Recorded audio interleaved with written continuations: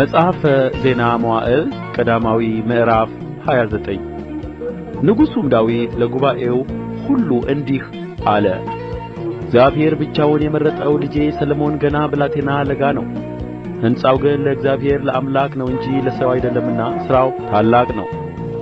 እኔም እንደ ጕልበቴ ሁሉ ለአምላኬ ቤት ለወርቁ ዕቃ ወርቁን፣ ለብሩም ዕቃ ብሩን፣ ለናሱም ዕቃ ናሱን፣ ለብረቱም ዕቃ ብረቱን፣ ለእንጨቱም ዕቃ እንጨቱን፣ ደግሞም መረግድንና በፈርጥ የሚገባ ድንጋይን፣ የሚለጠፍ ድንጋይን፣ ልዩ ልዩ መልክ ያለውንም ድንጋይ፣ የከበረውንም ድንጋይ ከየዓይነቱ ብዙም እብነ በረድ አዘጋጅቻለሁ። ከዚህም በላይ ደግሞ የአምላኬን ቤት ስለወደድሁ ለመቅደሱ ካዘጋጀሁት ሁሉ ሌላ የግል ገንዘቤ የሚሆን ወርቅና ብር አለኝና ለአምላኬ ቤት ሰጥቼዋለሁ። የቤቶቹ ግንብ ይለበጡበት ዘንድ ከኦፊር ወርቅ 3000 መክሊት ወርቅ 7000 መክሊት ጥሩ ብር በሠራተኞቹ እጅ ለሚሠራው ሥራ ሁሉ ለወርቁ ዕቃ ወርቁን፣ ለብሩም ዕቃ ብሩን ሰጥቻለሁ። ዛሬ በፈቃዱ ራሱን ለእግዚአብሔር የሚቀድስ ማን ነው? የአባቶችም ቤቶች አለቆች፣ የእስራኤልም ነገዶች አለቆች፣ ሻለቆችም፣ የመቶ አለቆችም በንጉሡም ሥራ ላይ የተሾሙት በፈቃዳቸው አቀረቡ። ለእግዚአብሔርም ቤት አገልግሎት 5000 መክሊት ወርቅና 10000 ዳሪክ 10000 መክሊት ብር 18000 መክሊት ናስ 100,000 መክሊት ብረት ሰጡ። ዕንቍም ያለው ሰው ሁሉ ለእግዚአብሔር ቤት ለሆነው ቤተ መዛግብት በጌድሶናዊው በይሒኤል እጅ ሰጠ። ሕዝቡም ፈቅደው ሰጥተዋልና በፍጹም ልባቸውም ለእግዚአብሔር በፈቃዳቸው አቅርበዋልና ደስ አላቸው። ንጉሡም ዳዊት ደግሞ ታላቅ ደስታ ደስ አለው።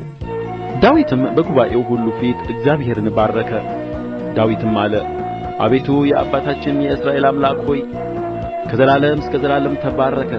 አቤቱ በሰማይና በምድር ያለው ሁሉ ያንተ ነውና ታላቅነትና ኃይል፣ ክብርም ድልና ግርማ ለአንተ ነው። አቤቱ መንግሥት ያንተ ነው። አንተም በሁሉ ላይ ከፍ ከፍ ያልህ ራስ ነህ። ባለጠግነትና ክብር ከአንተ ዘንድ ነው። አንተም ሁሉን ትገዛለህ። ኃይልና ብርታት በእጅህ ነው። ታላቅ ለማድረግ ለሁሉም ኃይልን ለመስጠት በእጅህ ነው። አሁንም እንግዲህ አምላካችን ሆይ እንገዛልሃለን፣ ለክቡር ስምህም ምስጋናን እናቀርባለን። ሁሉ ከአንተ ዘንድ ነውና ከእጅህም የተቀበልነውን ሰጥተንሃልና ይህን ያህል ችለን ልናቀርብልህ እኔ ማን ነኝ? ሕዝቤስ ማን ነው? አባቶቻችንም ሁሉ እንደ ነበሩ እኛ በፊትህ ስደተኞችና መጻተኞች ነን። ዘመናችንም በምድር ላይ እንደ ጥላ ናት፣ አትጸናም። አቤቱ አምላካችን ሆይ ለቅዱስ ስምህ ቤት እንሠራ ዘንድ ይህ ያዘጋጀነው ባለጠግነት ሁሉ ከእጅህ የመጣ ነው። ሁሉም ያንተ ነው። አምላኬ ሆይ ልብን እንድትመረምር ቅንነትንም እንድትወድድ አውቃለሁ። እኔም በልቤ ቅንነትና በፈቃዴ ይህን ሁሉ አቅርቤአለሁ። አሁንም በዚህ ያለው ሕዝብህ በፈቃዱ እንዳቀረበልህ በደስታ አይቻለሁ። አቤቱ የአባቶቻችን የአብርሃምና የይስሐቅ የእስራኤልም አምላክ ሆይ ይህን አስብ፣ በሕዝብህ ልብ ለዘላለም ጠብቅ። ልባቸውንም ወደ አንተ አቅና፣ ትእዛዝህንም ምስክርህንም ሥርዓትህንም ይጠብቅ ዘንድ ይህንም ነገር ሁሉ ያደርግ ዘንድ ያዘጋጀሁለትንም ቤት ይሠራ ዘንድ ለልጄ ለሰሎሞን ፍጹም ልብ ስጠው። ዳዊትም ጉባኤውን ሁሉ አምላካችሁን እግዚአብሔርን ባርኩ አላቸው። ጉባኤውም ሁሉ የአባታቸውን አምላክ እግዚአብሔርን ባረኩ። ራሳቸውንም አዘንብለው ለእግዚአብሔርና ለንጉሡ ሰገዱ። በነጋውም ለእግዚአብሔር መሥዋዕት ሰዉ።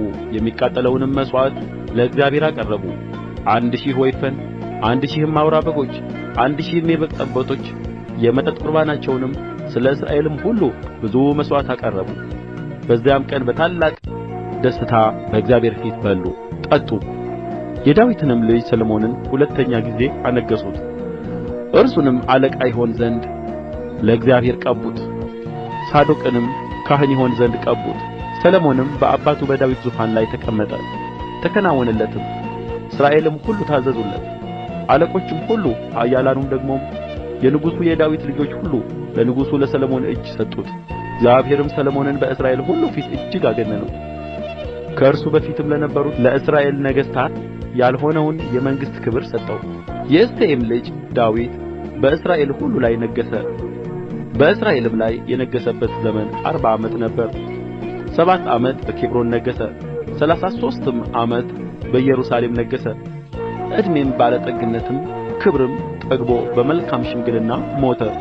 ልጁም ሰሎሞን በእርሱ ፋንታ ነገሠ። የንጉሡም የዳዊት የፊተኛውና የኋለኛው ነገር እነሆ በባለ ራእዩ በሳሙኤል ታሪክ በነቢዩም በናታን ታሪክ በባለ ራእዩም በጋድ ታሪክ ተጽፎአል። እንደዚሁም የመንግሥቱ ነገርና ኃይሉ ሁሉ በእርሱም በእስራኤልም በአገሮቹም መንግሥታት ሁሉ ላይ ያለፉት ዘመናት ተጽፈዋል።